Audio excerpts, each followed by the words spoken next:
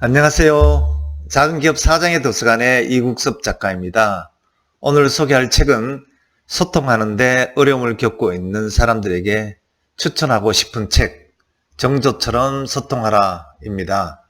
이 책 소개는 정조대왕, 이순신, 연암 박지원 등 12명의 역사 속의 인물들이 남긴 편지를 통해서 그들만의 소통 방법을 알아보도록 하겠습니다. 이 책은 특유의 스토리텔링형 설명으로 이루어져 있어서 더욱더 흥미진진하게 접할 수 있는 책입니다.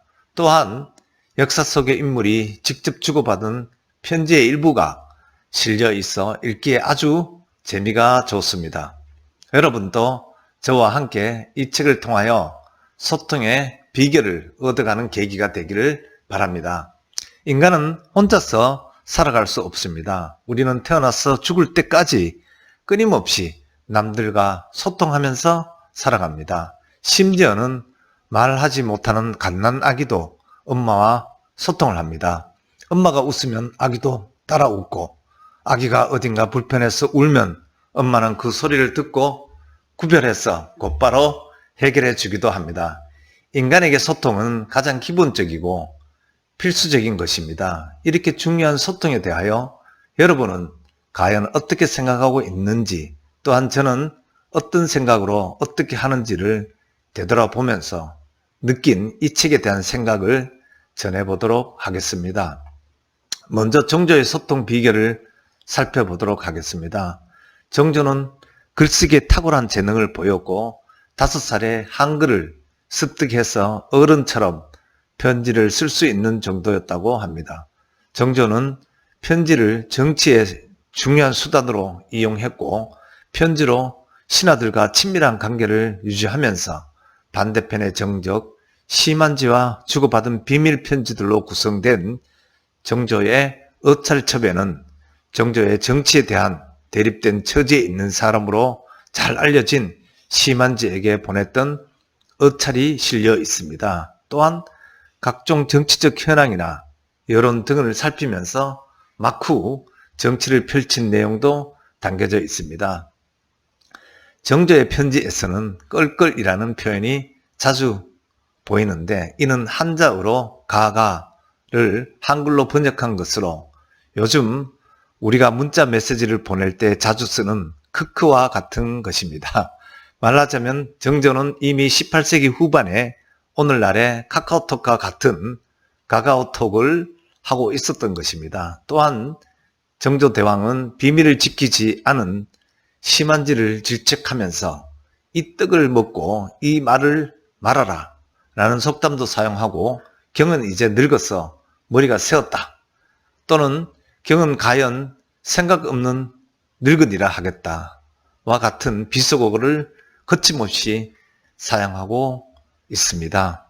이렇듯 정조는 격식의 굴레에서 벗어나 신하들의 마음을 사로잡았다고 보여집니다. 즉 편지 속의 글로서 소통한 정조의 큰 특징은 솔직함과 친근함이 아닐까 하는 생각을 저는 하게 됩니다.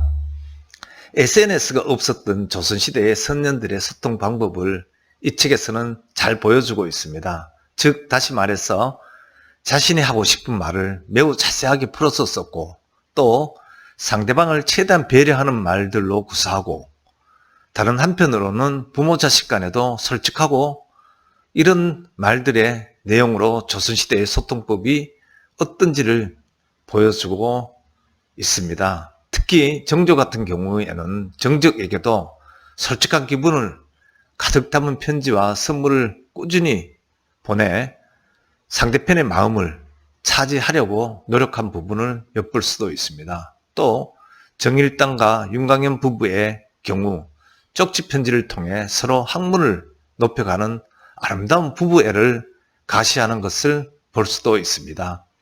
남편 뒷바라지 하면서 본인도 열심히 성리학 공부를 하는 아내의 자세도 매우 좋았고 아내와 남편이 기분 나쁘지 않는 범위 내에서 서로 이런저런 충고도 착실하게 해주는 멋진 아내와의 소통도 아주 보기가 좋았습니다.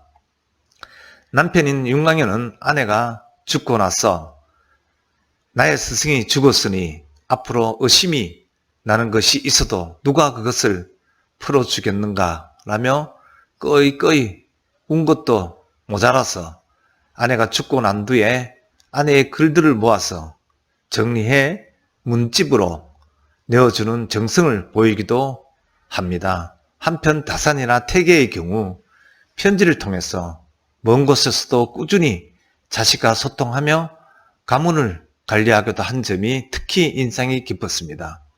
소통은 나와 남을 연결해주는 인간관계에 필수적이며 원활한 소통은 서로를 잘 이해하게 해주어 관계를 원만하게 해주기도 합니다. 삶의 기쁨과 행복을 느끼게 함과 동시에 미래에 대한 희망도 갖게 해줍니다. 반면에 소통을 못하고 불통하게 되면 갈등이 심화되어 서로 다툼이 일어나게 되고 결국 관계는 파멸을 맞게 되곤 합니다.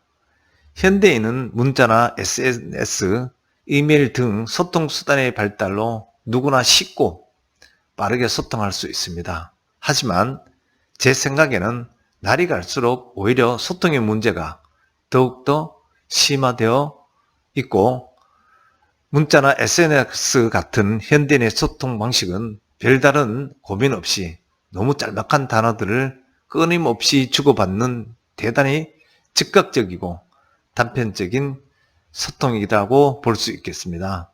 반면에 옛날 사람들은 주로 편지를 통해서 소통을 했는데 그들은 오랫동안 생각한 내용을 최대한 자세히 적어 보냄으로써 상대방에게 충분히 생각하고 느끼게 하도록 해주었습니다.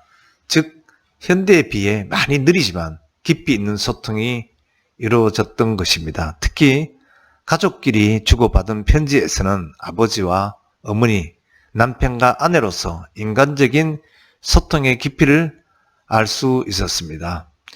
그리고 본인의 비전과 가치를 상대와 소통을 해야지 상대에게서도 아름다운 그리고 에너지가 넘치는 좋은 기운을 받아올 수 있다고 저는 생각을 합니다. 그리고 오늘은 여기까지 말씀드리고 다음 시간에는 책의 내용을 좀 더 자세히 들어가서 살펴보도록 하겠습니다. 고맙습니다.